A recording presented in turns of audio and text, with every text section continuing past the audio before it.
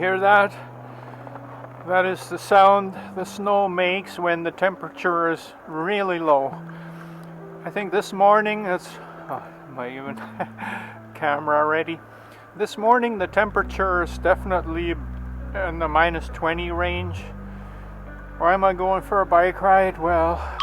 George Schlacek. The one and only. I think that perhaps the traction is actually better today than it was much of last week when we had polished ice almost everywhere. So I'm gonna try this out. I got some extra layers on, got hand warmers in my mittens, and I got the old used hand warmers in my boots.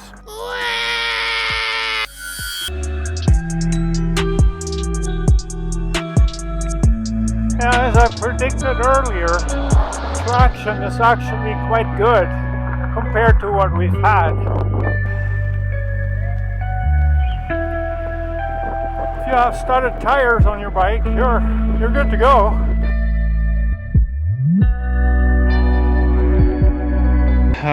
Make a little spot here for me to sit and talk to you. What I want to talk about is some news about my drone, or not really about my drone, but about the drone situation here. As you may have found out through me or through other means, in Canada, and this is going back to June or July of 2019, you need a license to fly a drone that is above 250 grams in weight. And there's a basic one for, just recreational use, and there are restrictions with it, but with this basic license, you are allowed to fly the drone. Now, the first time I flew my drone, or the first 3 times I flew my drone, the only 3 times I flew my drone, I didn't know about this. I didn't have a license. I broke the rules unknowingly.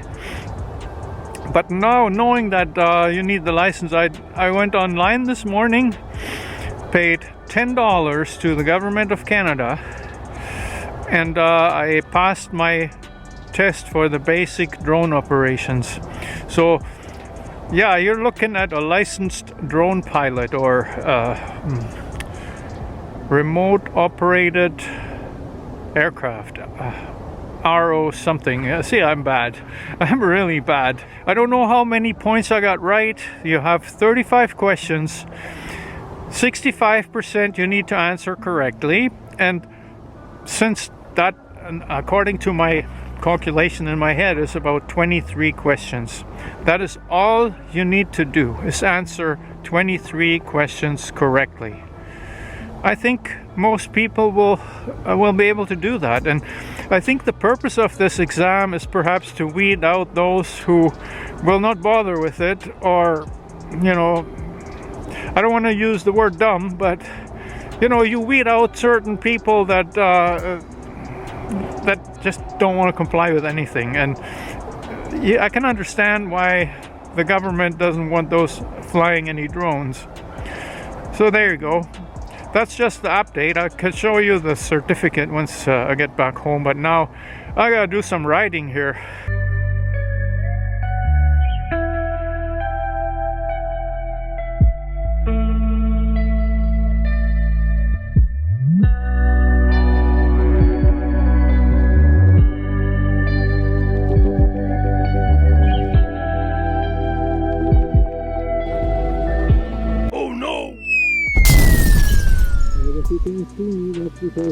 Bad stuff. The camera fell. It's useless. Okay, as promised, I'm gonna show you my new certificate. This is the pilot license for a drone. It's a basic one. I passed that this morning, so you are looking at a certified aviator now. I'm glad my camera is still working, because as you may have noticed earlier in the video, I had some difficulties there. Today the temperature outside is in the -20 range. minus 20, minus 22, minus 29 with the wind chill. Not cycling weather, but a little crazy here. Thought I'd make a cycling video. Anyways, what I can say about the aviation certificate, I had to study for weeks. As you know, I lost my drone a couple of weeks ago, and it's only now that I got my license. Kidding aside, it's not that hard. What you have to do is read the Canadian Aviation Regulations. Part number 9 deals with drones. So they're pretty straightforward. It's got limitations there. It's got, how far away from an airport you can fly. What you're allowed to do, what you're not allowed to do. Simple stuff. There will be questions that, they're not covered by that. But your best friend for this exam, and I'm not even going to mention the Canadian Aviators Manual, because totally honest, it was a recommendation by other YouTubers to download that as well, or keep it open during the exam. But to find anything in there quickly, it's not that easy. The best way is just to Google it. And when you Google stuff like that, what you need to do is to make sure that you Google exactly what's in that question. Because if you phrase it in any other way, then the relevant stuff may not show up. But if you Google exactly what it states in the question, chances are you will find the answer really fast. So, am I proud because I passed this exam? I guess a little bit, because now I can either recuperate my drone or go out and buy another one again. And this time I won't be a rogue drone pilot. I can actually fly this legally.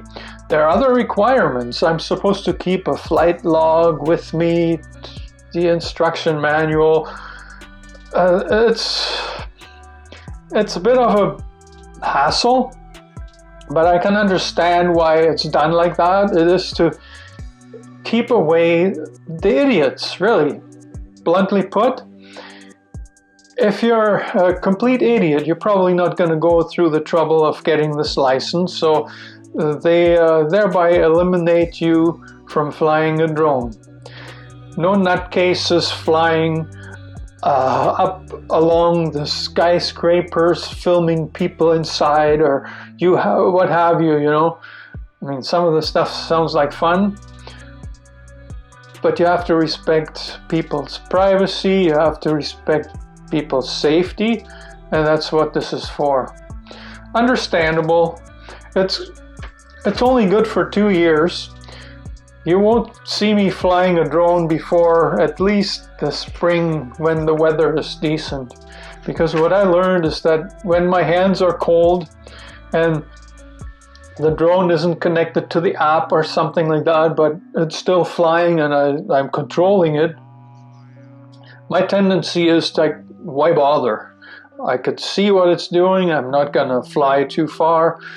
So then it's not done properly, and according to what I learned today while I was doing the test, can't do that. You have to do it correctly. So yeah, you won't see my drone footage for a while now, but it's coming. And in the meantime, I promise I'll have a lot of good cycling footage and good videos about bicycle touring. So you'll have to excuse me now because I'm invited to the aviators party. And there's other videos popping up on the screen that you might enjoy.